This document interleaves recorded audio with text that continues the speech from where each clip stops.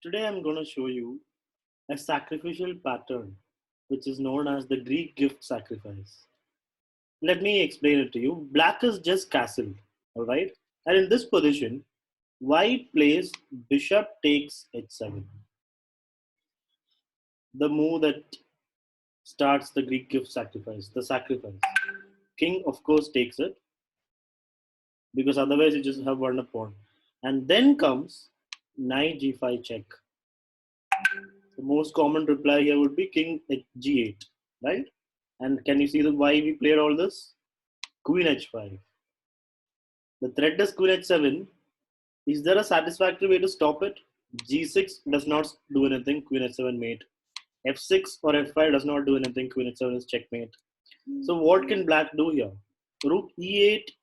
You would play queen f7, king h8, queen back, king moves, queen h7, king f8, queen check, king moves, and then queen is g7 mate. Even if there was no checkmate, it was still you would have still cleared out all the king side pawns for the cost of a bishop. But here is checkmate. So this is a powerful sacrificial idea that can happen in many positions. So let me take you back to that position where it's possible. Okay, in this position, black just bishop after bishop d3, black just castles. So the main ingredients for this pattern are a bishop that can sacrifice itself on h7, the knight that can jump with the tempo, with the check, knight g5 check, and the ability of the queen to come to h5. So these are the three pieces that constitute this attack, this sacrifice. Again, just to make sure there are no possible refutations for this move, after king takes knight g5, if king h8, it's the same thing, it's a mate into queen h5 and then queen h7 is checkmate. If king, after knight g5, if king goes to h6, then you can see that it's a bad square for the king. So a discovered check with the knight would get you the queen.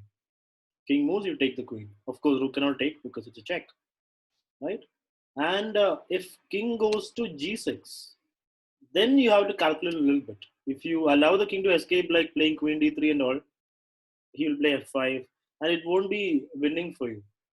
The move here is h4. The threat being pawn h5, h5, and the king will have to move to h6. Then knight f7 wins the queen. All right.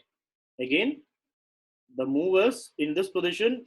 If you have the ability of the bishop to sacrifice and the knight to move, and then the queen to come into the game, then we can simply play bishop takes pawn. And then knight comes up, queen comes up, and checkmate is unstoppable. Even if there was no checkmate, you would still win a lot of material.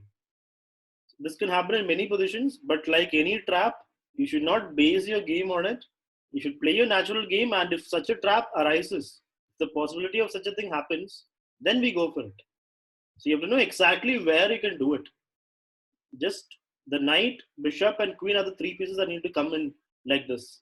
If there is any small difference in the position, like for example, if there was a knight or a bishop here, imagine the bishop was here, then the attack is not possible because there is no knight g5.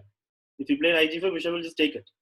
So only in positions where things go perfectly like this, where you have a queen, knight, and bishop that can do this, you can do the sacrifice, the Greek gift sacrifice. And many games have been won with this sacrifice, and it can happen in many positions right out of the opening. That is why it's a very popular sacrifice.